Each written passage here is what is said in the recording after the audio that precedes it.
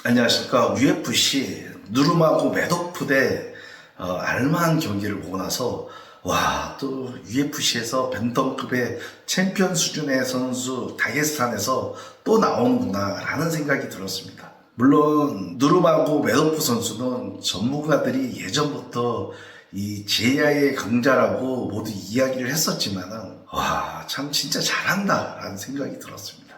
그래서 오늘은 기술 분석보다는 다게스탄이 왜 잘하는지에 대해서 제 개인적인 견해로 한번 분석을 해보겠습니다.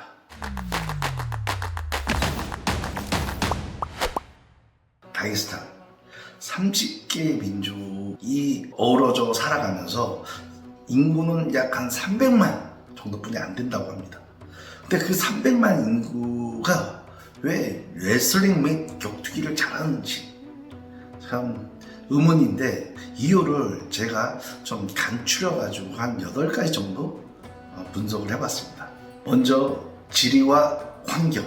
국토의 약 70%가 험준한 산악지역이고 환경 역시 아주 척박하고 동서양의 중간 정도 되니까는 외부의 침략도 굉장히 많고, 과거부터 민족 간 나라 간의 크고 작은 싸움들이 전 그들을 강하게 만들어줬다고 생각을 합니다. 자기 자신을 지키지 않으면 소멸당하는 거다.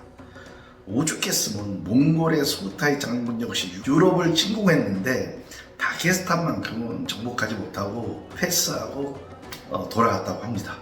이 카프카스 산맥가 산의 나라 다게스탄인데 거의 대체적으로 고지대에 살고 있고, 이 고지대에 살면은 산소가 적고 기압이 낮아가지고 혈액의 산소 운반 능력이 떨어집니다, 생리학적으로. 그래서 우리가 고지대에 가면은 머리가 아프고 어지럽고 숨이 더 차는 현상을 발견할 수가 있습니다. 이렇듯 고지대에 사는 사람들은 혈액 내의 적혈구와 헤모글로빈 수가 증가돼가지고 운동 수행 능력을 향상시킬 수 있다고 합니다. 일시적이라는 이야기도 있지만 아무래도 평지에 사는 사람들보다 심폐지구력에 굉장히 도움이 되는 것은 사실이라고 합니다. 때문에 카프카스 산맥에 위치한 다게스탄 뿐만 아니고 체첸, 조지아 출신들의 레슬링 및 격투기 선수들은 이 체력과 심폐지구력이 좋아서 시합할 때 보면은 정말 체력적으로 지치지 않는 그런 면들을 많이 볼 수가 있습니다. 대표적으로 하비, 마가체프, 치마예프, 또 이번에 나온 신성, 벤터, 누르마고 메도프 시합 때 상대를 그라운드로 끌고 갈 때까지 체인 레슬링을 이용하면서 끊임없이 공격하는 그런 체력, 정말 대단합니다. 보면은 미들급 유망주 치마예프 선수 역시 스웨덴이 국적이지만은 원 고향은 체첸입니다. 참고로 우리나라 중장거리 국가대표들 역시 심폐지구력, 즉 적혈과 헤모글로빈의 수를 증가시키기 위해서 고지가 높은 강원도 태백 선수촌에 가서 주기적으로 훈련을 하는 이유이기도 합니다. 둘째, 경제 수준. 다게스탄의 경제는 쿠믹 노가인을 제외한 다른 대부분의 민족들은 산악지대에 살면서 목축과 농업을 주업으로 한다고 합니다. 얼마 전 러시아 격투기단체 MFP 드미트리 대표를 만나서 저녁 식사를 하던 중에 제가 다게스탄이라는 나라는 대체 격투기에 강한 이유가 뭐냐고 물어봤습니다. 드미트리 대표가 뭐라고 하냐면은 다게스탄은 험한 산지가 많기 때문에 경제적인 형편이 넉넉하지가 않다. 그래서 운동으로 성공한 것 외에는 그렇게 성공하기가 쉽지가 않다. 그 이유에는 대체적으로 농사를 지으면서 힘들게 살기 때문에 운동에 목숨을 건다고 합니다.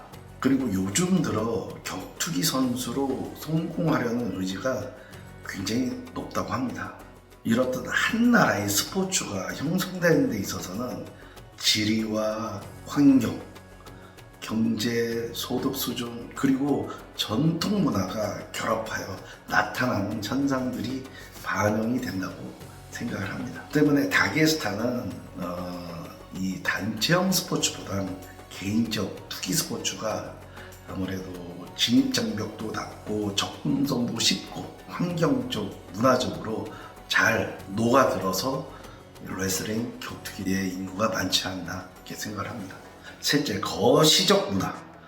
아마 다게스탄은 구소련 때 세계적으로 체제 경쟁에 돌입하면서 올림픽 메달을 획득하면 국가적으로 영웅이 될 수 있었고 신분 상승을 할 수 있었습니다.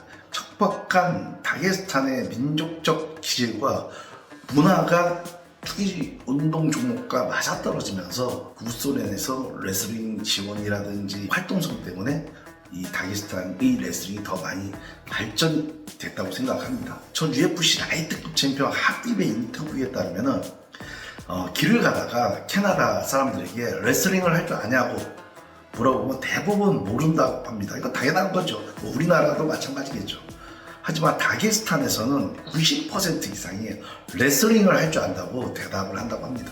뭐 아시겠지만 하빕 어렸을 때 뭐 고마고도 레슬링을 시키고 했으니까. 참고로 우리나라 레슬링 선수들 이게 등록 인원을 보면은 중고, 대, 실업등까지 합쳐서 약 한 3,000명에서 4,000명 정도라고 합니다. 하지만 다게스탄에서는 수도 마카치칼리만 약 4만 명 이상의 레슬링 선수가 등록되어 있다고 합니다.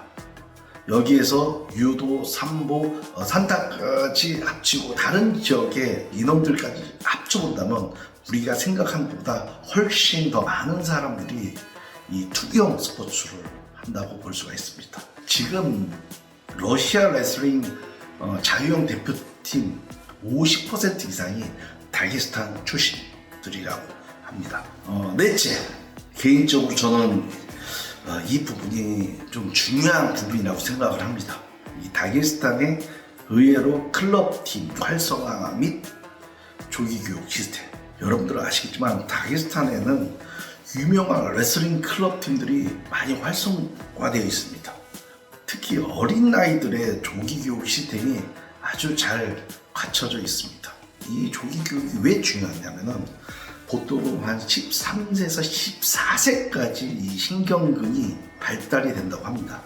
때문에 어릴 때일수록 일찍 운동시킬수록 어린 아이들의 어떤 운동 이해도와 감각, 그리고 어떻게 해야 상대를 이기는 법을 빨리 터득한다고 합니다. 몸도 굉장히 유연하고 민첩해지고 이처럼 조기교육은 굉장히 중요합니다. 바로 이것이 다게스탄의 레슬링과 투기의 근간이 되는 점이라고 저는 생각을 합니다. 하빕의 아버지 압둘마도 레슬링은 15세 이전에 배워야 몸의 이해도가 가장 높다라고 말합니다. 그러니까 4살, 5살 때부터 해가지고 15세까지 그 시기가 가장 중요하다고 생각합니다. 코리안 탑팀 선수들에게 레슬링을 정말 열심히 가르치지만 막상 시합 때가 되면은 연습 때 그렇게 연습한 게 잘 나오지가 않아요. 아주 정말 답답할 때가 너무 많습니다. 그래서 그때마다 깨닫는 게 참 조기 교육이 정말 중요하다라는 걸 갖다가 많이 느꼈습니다. 5번째, 이 부분도 저는 굉장히 좀 중요하다고 생각을 합니다. 다게스탄이 이 척박 환경을 가졌다고 하지만은 과거 구소련의 영향을 받아서 그런지 몰라도 과학적인 훈련과 이런 경쟁 시스템이 굉장히 좋습니다. UFC 헤비급 파이터 코미어가 어린 제자들을 다게스탄에 훈련하러 보냈다고 합니다. 제자들이 다게스탄을 갔다 와서 하는 말이, 와, 진짜 다게스탄은 연습이 아니고 진짜 찐 훈련이다 라고 이야기를 했습니다. 아주 체계적으로 아침 먹고 훈련, 점심 먹고 훈련, 저녁 먹고 훈련, 그렇게 아주 시스템적으로 체계적으로 훈련을 한다는 것입니다. 그리고 훈련하기 전 체조를 30분 이상 꼭 한다고 합니다. 이처럼 다게스탄의 레슬링 훈련 시스템 보면은 과거 스포츠과학이 발전된 구소련의 영향을 받아서 그런지 몰라도 아주 과학적이고 체계적으로 훈련을 실시합니다. 그리고 하빕 선수의 인터뷰를 자세히 들어보면 기본적인 운동 생리학을 잘 알고 있습니다. 물론 거기서 좀 더 오버트레이닝을 하지만, 그리고 아까 그 체조를 30분 이상 시킨다고 하는 것은 기본적으로 순발력, 민첩성, 유연성, 평형성, 그리고 자기 몸 쓰는 법을 가르치기 위함입니다. 서양 체육은 육상과 더불어 이 기계 체조를 아주 중요하게 생각하는 종목이기도 합니다. 그리고 이 경쟁 시스템에 대해서도 한번 말씀드리겠습니다.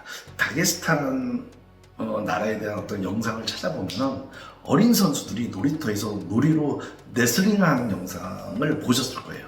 그렇게 레슬링이 아주 자연스럽게 문화로 연결되어 있고, 그런 아이들이 이 놀이터에서 레슬링을 하다가 어느 정도 되면은 이 클럽팀에 소속되어 가지고 전문적으로 훈련을 하고, 또 그런 클럽팀에 소속되어 있는 선수들이 매달 시합을 자주 하는 걸 볼 수 있었습니다. 이것은 우리나라가 88 올림픽 전후로 그렇게 경쟁 시스템, 그리고 선수 관리 체계적으로 시스템화 시켰던 거하고 비슷합니다. 그렇기 때문에 우리나라도 과거에 올림픽 메달리스트들이 많이 나왔다는 것을 알 수 있습니다. 지금 가까이 일본이 올림픽 레슬링을 잘하는 이유가, 과거에 우리나라처럼 초중고 학생들을 조기에 뽑아가지고 그룹별로 나누고 체계적으로 가르치면서 경쟁 시스템을 도입한 결과라고 생각을 합니다. 6번째, 저는 이게 바로 이 문화적 유전자의 힘이 아닌가 저는 생각을 합니다. 생물학적 유전자 말고 문화적으로 전달되는 것이 있는데, 그것을 문화적 유전자, 미미라고 합니다. 그리스어로 미메미스, 모방과 젠, 유전자의 합성어인데 리차드 도킨스가 창시한 단어이기도 합니다. 리차드 도킨스의 책 이기적 유전자는 이런 말이 나옵니다. 지구상에 존재하는 모든 생명체는 유전자를 운반하기 위한 그냥 운반자에 불과하다 라고 합니다. 아주 재밌는 내용입니다. 머리에서 머리, 두뇌에서 두뇌, 이 문화적으로 전달된 거라고 합니다. 이 다게스탄은 아까도 말씀드렸듯이 생물학적 유전자도 좋지만은 이 문화적 유전자, 특히 투기 종목에 그들이 가지고 있는 테크닉을 개선하는 시스템이 아주 잘 갖춰졌다고 생각을 합니다. 문화적 유전자, 미미. 수많은 메달리스트들이 나왔고, 메달리스트들이 지도자가 되어서 전달을 한다고 합니다. 그런 레슬링의 기술의 밈은 시행착오를 최소화하고 정확하고 빨리 제자들이나 후배들에게 전달할 수 있습니다. 그래서 그런지 몰라도 레슬링 기술만으로는 약 10년에서 20년 정도는 다게스탄이 좀 앞서 갔다고 생각을 합니다. 7번째, 종교. 다게스탄 사람들은 90% 이상이 무슬림을 믿습니다. 특히 제 개인적인 생각이지만은 운동선수들에게는 종교적인 게 되게 중요하다고 생각합니다. 그런 신념과 믿음, 자신감, 이 불안감을 해소할 수 있는 어떤 그런 힘이 되지 않나 이렇게 생각하고, 특히 종교적으로 금연, 금주, 금욕 이런 것들을 중시 여기는데, 선수들에게는 몸관리 차원에서도 아주 중요한 부분이라고도 생각합니다. 그리고 이런 선수들에게는 아주 좋은 집중력을 향상하는 데도 도움이 되지 않나 라고 제 개인적으로 한번 생각을 해봅니다. 8번째, 간절함. 이 간절함들이 초인적인 힘을 내지 않았을까 생각을 합니다. 이렇듯 다게스탄의 험준한 산악 지역과 척박한 삶과 빈곤함은 난 운동을 꼭 성공을 해야겠다 라는 간절함과 절실함으로 바뀌어서 엄청난 힘을 낼 수 있었던 게 아닌가 생각을 합니다. 마치며 사실 저 개인적으로 선수 때부터 이렇게 지켜보면 저 북미 선수보다 이 동유럽 및 중앙아시아 레슬링 선수들이 더 무서웠습니다. 진짜 이 선수들이 레슬링을 잘해서 무섭다고 생각을 했었는데, 지금 이제 다양하게 분석을 해보니까 다게스탄의 역사와 지리, 환경, 경제, 문화적 구조의 영향이 전체적으로 그들을 강하게 만들었구나 라는 걸 갖다가 느낄 수 있었습니다. 저는 앞으로도 다게스탄, 체첸, 조지아에서는 제2의 하빗, 마가체프, 치마에프 같은 선수들이 계속적으로 나올 수 있는 구조라고 생각을 합니다. 이상으로 다게스탄이란 나라가 도대체 왜 레슬링 및 격투기 종목에 강한지에 대해서 알아보고 분석을 해봤습니다. 다음번에는 동양적인 운동 방식과 서양적인 운동 방식, 왜 운동의 어떤 색깔이 다른지에 대해서 제 개인적인 견해로 한번 분석을 해보고 말씀드리겠습니다. 항상 한국 격투기 그리고 코리안 탑팀 또 많은 격투기한 선수들을 항상 응원해 주시고 격려해 주시면 감사하겠습니다. 감사합니다.